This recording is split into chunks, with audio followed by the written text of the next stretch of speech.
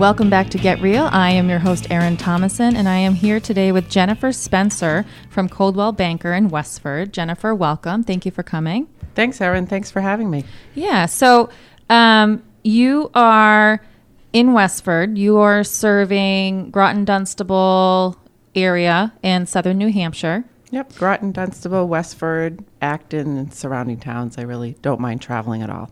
Yeah, okay. Now, how long you been in business as a realtor? This is going into my 13th year, and it's something that I really love and passionate about, so it seems like it's gone really quickly. Yeah. Now, how has this past year compared to any of the others? My goal in real estate when I started out was to help a lot of people, and yearly my goal is to help more people and have my volume be a little bit better than the year before. So each year I have progressively gotten busier and more successful and had a better year. So I'm really pleased with that. Excellent. So is this going to be lucky number 13?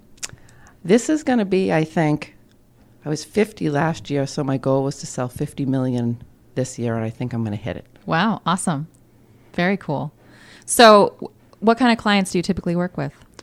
So I thought about this question a lot, and I work with pretty much everybody. I love what I do, but I thought about it quite a bit, and really I like being passionate about helping people that really need to make a change.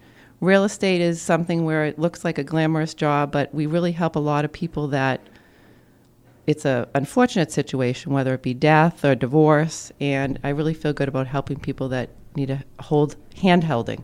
Right. Somebody to guide them through the process. Exactly. Yeah, I feel like a lot of times in these, big moments in life, it's not necessarily something you've done before. So having an expert on your side makes a big difference. I mean, I thought about a family that I've actually helped through selling a family home. They were in their mid-40s. They were combining with their parents, so I found them a house with an in-law. They had elderly parents. And since then, I've helped their children who have had babies, and they've moved through several homes. So I feel like it's a commitment of a long-term relationship, basically. Yeah, definitely. You're the family realtor for life, maybe, if you do it right. Speaking of doing it right, you had mentioned that you have over 100 reviews on Zillow. Is that right? Right. I want to tell people that there are a lot of real estate agents in the world, and a lot of people think when the market is good, let's become a real estate agent. This is easy, and we're going to make a lot of money. But it's really the people like myself, and there's a lot of good people in the industry that stick with it. And we have a lot of reviews online. If you go to my Zillow webpage, you'll see I have over 100 reviews. And you're going to see the details that you want when you interview realtors. And I always suggest interviewing 2 or 3, whether you're buying or selling, because you're really in a relationship. You're married to this person for 3 or 6 months, and you want it to be a really good match. Yeah, sure. So what kind of questions should folks be asking when they are considering realtors? One thing I think is important is a lot of agents have you sign these exclusive use buyer agreements, meaning if you're going to look for a home, you're stuck with an agent for 6 months. Uh-huh. And a lot of people in this profession might cringe when I say this, but I actually never sign making someone stick with me, because I feel like if I'm doing my job, you're going to stick with me, but if I'm not, you can feel free to go somewhere else. Okay. And I've actually gained a lot more buyers in the industry doing it that way, because they feel trustful and honest, and I do too when I'm doing my job to retain them, versus making them do a lot of the work by themselves and just writing an offer. Yeah, that makes sense. They feel like you're going to be working to maintain that business. Right. Yeah. Now, what would you say are some of the things that people kind of consistently say about you when they're giving you feedback or leaving you a review? What are some of the traits that you have? Well, basically, I'm really a say it how it is direct person, but I have a lot of compassion. So when we go see homes, I'm going to tell you the good, the bad, and the ugly. I'm not going to say, are you just going to write an offer? And on the flip side, this year my business has shifted a lot to listings, but I do like buyers as well.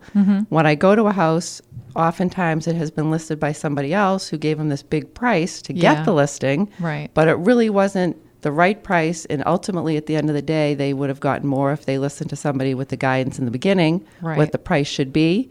I also am not a team. I'm an individual, but I offer a lot of things as a package when you hire me, like staging, drone photos, and professional photography, because ultimately your house will sell quicker and you'll get more money. Right. Now, is there an extra charge for you to do those things for the clients? No, in my presentation, I go out and I give them, a very small price point so you know exactly what you're going to have for your net. I Yeah. go through what the fees are, what the state charges you to sell your house, the smoke certificate, everything that's involved in your sale. Yeah. Then I'll tell you your net. And anything that I do for you is free, Okay. and it's part of selling the house. Okay. That's great. That's definitely a selling point for you. A lot of folks do it kind of a la carte. So if you want the whole shebang, it's going to cost a little bit more, I think. So very good. So we talked about maybe some interesting stories that you have in your 13 years. What are some kind of crazy stories or some really proud moments for you that you can share with us? Sure. I think, some of the crazier moments I had touched on that selling a home isn't always for the happiest reasons. I live in a small town. I pride myself on really helping the local people. Mm-hmm. And, I had an incident where it was very unfortunate. There was a quadruple murder, and I was called to sell this house.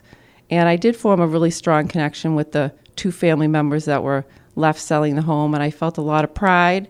And I felt selling this house meant a lot to the family. At the end of the day, we became really good friends, and they were so happy with it that their house was represented in the parents' memory, lived on in a really nice way, and found them a great buyer. Wow. Another story is, a lot of agents don't love VA loans. I feel like it's a right of a veteran to use this, and I pride myself on getting them really wonderful homes and selling them to the sellers, that it's a service and we should really honor what they've done for the community and the country. Right, right. And that's something that we touched on before recording is a lot of times folks that are eligible for the VA don't know what that entails. So, having someone familiar with that to kind of take them through the process, I think makes a difference between whether or not they are able to buy a home. Right. Or not. I mean, I've sold homes to people that have very little money in the bank. We can get them into a good loan program and put their story with the offer, and I think it would identify even with a lot of sellers that had been in the service or had some hard times. Mm-hmm. It's pride of home ownership, but I think a good real estate agent can look at all the people they work with and say, everybody really has a story, and, let's listen. Yeah, for sure. And I think, the financing makes a difference where you're going. I think that folks that are eligible for VA kind of assume that you need to be using, the bigger ones, kind of the branded places, and that's not the case because a lot of other folks offer VA loans, and you might have a different level of service. Say if you went with, someone local like Ross. The attention to detail and the response times can be pretty drastically different in some cases. So I think working with a realtor that knows the options and can give you a good recommendation of who to use for financing is really important. I agree. And especially in this market, I think we hit the peak probably a couple of years ago, but there's still a lack of inventory. Yeah. And when you're competing, especially with a VA loan or a FHA loan, you need somebody that can write a good offer to show the valuable part of it, and it would still work out in the end. Now, what do you say to the seller that doesn't want to accept an offer from a VA borrower because there's no skin in the game? Actually, I have a method that, most VA buyers want to do 100% because it's their benefit, but they oftentimes have a little bit of money in the bank that they could put down to show their serious interest in the house, meaning, we're not going to walk away and want to lose, $2,500 because that's what we have in the bank. But then the VA funding will reimburse them for that $2,500 after the deal closes. So realistically, they're financing 100%, but they're putting a little skin down to show the seller that they're not going to walk away from the property. Right, right. Yeah, that's a good way around it, I think. Because in most cases, you are putting down some earnest money. So that's a good way to still not, spend money they don't have, but get the deal done. Right. And there's some of the people that are the most passionate about buying a home. Yeah. A lot of deals are cash. People say cash is king, but if you're going to lowball with cash, right, the seller gets a mortgage for $20,000 more, it's a better offer. Yeah, for sure. For sure. Oh. And if you go into it assuming that it's going to be a process where you have to allow for financing time, I think it totally makes sense to go with somebody who's financing if it's going to be to your benefit money-wise. So, And buyers are very nervous because it's always multiple offers these days. But honestly, sometimes your story precedes the money. yeah. I have a story that I was working with a buyer, and she needed to live very close to the school. She was a teacher because she had a vision problem, so she couldn't drive and she had to walk to work. Ah. And it was a house in Chelmsford. It was a ranch, which was really competitive. There was 8 offers. Wow. And she wrote a letter about her vision and how it would get her to walk to school, and this house was perfect. And it was an estate sale. The seller had passed away, and the daughter was representing the estate as the seller. And the mom had vision problems. Wow. And she said, my mother would want this buyer to have this house. Wow. So she ended up getting the house, and it was really, those are the best moments as a realtor for me. Yeah. Because I feel extremely fortunate that I'm successful, but I'm also humble in the way that every deal is important. Yeah. And helping people really is my goal. And what are the odds of something like that? I mean, you really feel like you're doing your But job, it happens right? more often than not. I mean, it's like being a matchmaker of homes, but it's also, I always say nice breeds nice in real estate. Yeah. You can be successful, but you can be kind and you can be honest. And I think people should see that and go with people that are going to make it happen, but also make it happen in the right way. Yeah, for sure. I actually, when I bought my house, had a similar situation. It was just about a year and a half ago. And so, the market was very competitive at the time, and we lost out on 5 homes before we offered on the one we are in now. And it was a situation where the daughters were selling the home and taking in the mother, who was aging. And the house was built in 1801. It had last been renovated in the 50s. So everybody that came through was, voicing their dreams of Ripping it apart. ripping everything out. There were really some nice leaded glass cabinetry. And so we went in and just thought it was charming. So we wrote a letter and we said, listen, we understand that you have had this home for a very long time and you raised your children in it. And we have 4 children and we'd like to raise our children in it. And we're not going to change Right. They identified with you as any a family. of these bones. And so taking a situation where we could have easily lost out again because, for financial reasons, we made it about, Right. the personal. And that worked for us. And yay, we have our house. So I think, it can make a difference, especially now when it's, it's tough. The inventory is low and people really are able to hold out for a higher price. Making it about the person can sometimes help. So That's true. yeah. But I don't think buyers should be nervous. I think when you bought about a year ago or even 2 years ago, no crystal ball, but my gut instinct is, we've hit the peak. Yeah. And the inventory still is a little bit low, but it's going to come back. But buyers now have gotten smarter, and they're not going crazy and putting in, crazy bids and multiple offers. So it's really settling down. It's still an awesome time to buy because the interest rates are low. Yes. And the people in their 60s and 70s, they're thinking, well, maybe we missed the boat 2 years ago, but we're going to sell this year and still capture as much of the sales price as we can. Yeah. So I think next year is still going to be a great year. Interest rates are low. Sure, the election year sometimes is a little iffy, but buy a home or buy a second home even because the interest rates are low. I know. I mean, Or an investment property. there you go. Exactly. It's kind of a perfect storm right now. So have you seen things start to slow down now with the season, or are you still rocking and rolling? I think there's been a little pause for the holidays. People are sort of a little slower this time of year. Buyers are still out. I've done some open houses and had 10, 15, 20 couples through. Yeah. So that just shows, we do need a little more inventory.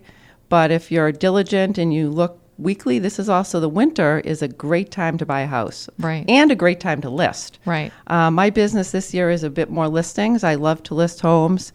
And, with the drones and the photos and the staging, I can sell a lot of older homes and not have to renovate kitchens and renovate baths and do all that. I think people should be mindful of an agent that is telling them they need to update everything because you really don't. As long as your house is, cleaned out and clean and neat, you're going to get top dollar. And list your house in January or February. When there's less inventory, you're going to get more money. Yeah, that's a So good point. I think it's a great time to do it. That's a good point. I think that there's a buyer for every home. So if you list it at the right price and present it in the right way, I think that you're going to be just fine. Absolutely. So I just want to give out, before we wrap up here, give out Jenepher's contact information. It's Jenepher Spencer, again, with Coldwell Banker in Westford. Her cell is 978-618-5262. Again, that's 978-618-5262. Check out her Zillow page. Again, she has over 100 reviews, and that's a great way to get it from the horse's mouth when you're talking about experiences with clients. So her name is spelled with a PH. That's Jenepher. That's a little different. So Thanks, make sure you get Easy that when you find look me. her up. Yep. Not many out there, so it should come right up. So Jenepher, in closing, I think that, talking about how direct you are and how honest you are and how you really appreciate helping the folks that need the help. You do work in Groton Dunstable, and so you might see a lot of affluent clients, but you don't in any way discriminate. So I think that, I appreciate that about you. Some of my rewarding sales are probably the least expensive ones, to be honest with you. Yeah. I mean, I feel very fortunate. I work with some really good people, and every sale's important to me. Well, and folks, just starting out, they may make a change in the next 5 to 10 years. So you're building lifelong clients, I think, when you can help people where they are. Right. Yeah. My motto is love where you live or start looking. Mm-hmm. So I feel like I myself have probably moved 5 times in 9 years, believe it or not. So I'm a professional mover. Yeah. So I know the process.